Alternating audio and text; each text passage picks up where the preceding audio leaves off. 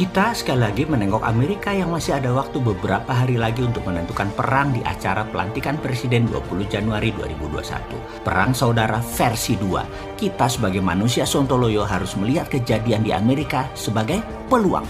Peluang untuk menjadikan Indonesia negara pemenang. Drama di Amerika yang terjadi sekarang ini lebih dahsyat dari drakor. Lebih seru, lebih dramatis, menegangkan, penuh misteri yang saat ini sedang dimainkan. Sayangnya banyak yang tidak update dengan drama ini dan lebih suka keluhkan vaksin. Padahal terima aja itu vaksin, itu lebih baik. Bayangkan, dua belah pihak saling serang, saling counter, dan saling klaim paling benar, tidak curang. Lawannya curang dan bergerak dengan kekuatan masing-masing yang pastinya membelah Amerika menjadi dua beneran. Kalau ada yang melihat apa kejadian di Amerika sebagai perang dua partai Demokrat dan partai Republik, mereka adalah orang yang kurang gaul, mainnya kurang jauh, temennya kurang banyak, dan kopinya kurang pahit. Sejak 4 wilayah Amerika, Georgia, Pennsylvania, Michigan, Wisconsin, kisruh suaranya, maka ini adalah battleground perang perebutan kekuasaan untuk menjadi presiden Amerika. Suara yang mendadak lompat 20% menjadikan Biden unggul membuat banyak pihak terutama Partai Republikan murka, mulai menuduh dan mencari data-data pendukung. Ini semua berita di permukaan, berita mainstream. Namun kita bukan pemain di permukaan, kita gali lebih dalam lagi informasinya. Trump sebagai presiden punya banyak amunisi. Pertama, SCOTUS, sisi legal hukum. Kemudian sisi militer Pentagon dengan executive ordernya.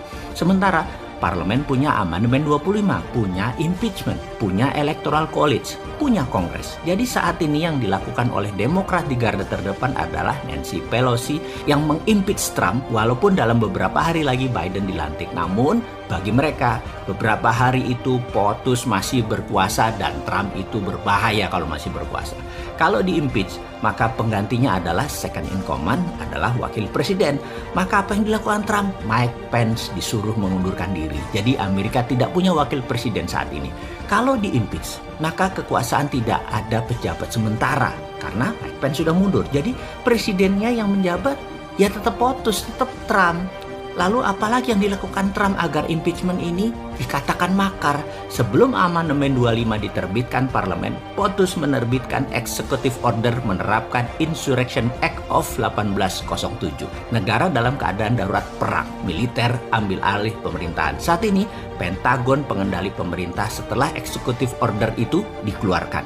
Kalau Amendment 25 diterbitkan, militer anggap ini adalah kudeta terhadap militer dan negara. Maka dilema atas keputusan ini ada banyak pihak di sisi Pelosi, Biden, dan Hillary juga menjadi gamang walaupun mereka sudah terbitkan.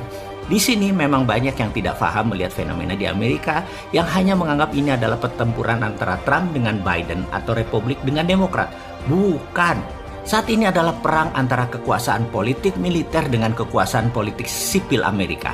Trump hanya pion atau frontliner militer Pentagon. Biden, Pelosi adalah frontliner politik sipil. Mengapa militer mau masuk ke dalam politik praktis saat ini di Amerika? Karena militer menganggap sipil sudah kebablasan menjual negara ke asing, sudah sangat korup, sudah tidak lagi bisa berkompromi, sudah tidak bisa bernegara kecuali menguntungkan oligarki dan kepentingan sekelompok orang saja. Tidak untuk rakyat Amerika lagi.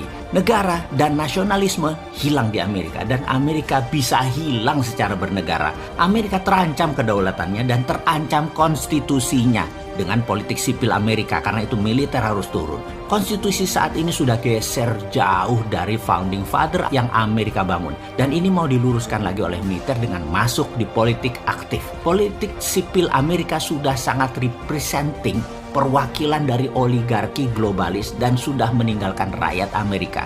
Militer sudah tidak bisa diam lagi. Mereka saat ini sudah mendapatkan super semarnya ala Amerika. Insurrection Act of 1807. Jadi Amerika bersiap perang, saudara. Bagi orang nasionalis patriotis kaum Sontoloyo, ini peluang Indonesia menaklukkan Amerika. Kita harus ikut bermain. Ini peluang kita buat ala obor Tiongkok. Misalnya namanya Spice Route Initiative untuk menaklukkan Amerika. Gregetan melihat peluang seperti ini di depan mata, tetapi yang dilihat hanya video 19 detik. Payah lu ah.